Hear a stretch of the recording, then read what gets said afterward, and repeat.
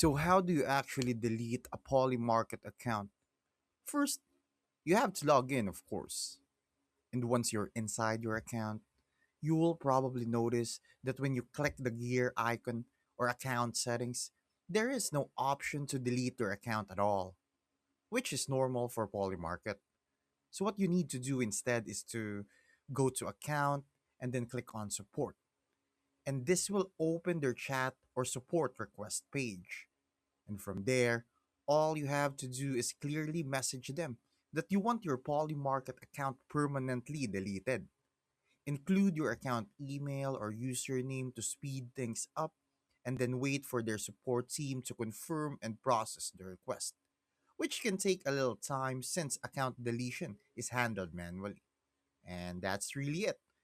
So you just have to contact support directly and ask them to do it for you. Thanks for watching. Make sure to subscribe for more useful content.